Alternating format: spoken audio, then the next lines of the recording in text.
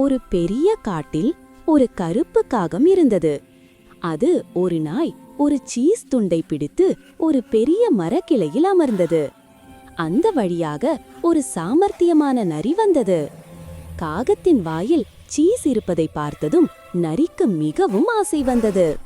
நரி மனதில் நினைத்தது, நான் புத்திசாலியா பேசினால் இந்த சீஸ் கிடைத்துவிடும்.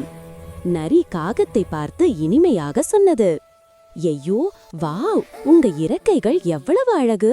நீங்க கண்டிப்பா இந்த காட்டிலேயே மிக அழகான காகம்தான். காகம் சந்தோஷத்தில் மகிழ்ந்தது. நரி மீண்டும் சொன்னது, நீங்க பாடினா உங்க குரல் ரொம்ப அழகா இருக்கும் போல, ஒரு பாடல் பாடுங்க. அதை கேட்ட காகம் மகிழ்ச்சியில் வாயை திறந்தது. கா கா. அதனால் என்ன ஆனது தெரியுமா? காகத்தின் வாயில் இருந்த சீஸ் கீழே விழுந்தது. உடனே நரி சீஸை எடுத்துக்கொண்டு ஓடிவிட்டது. சீஸ். காகம் மிகவும் வருத்தப்பட்டு இப்படி சொன்னது, ஐயோ, இனிமேல் நானு புகழ்ச்சியில் மயங்க மாட்டேன்.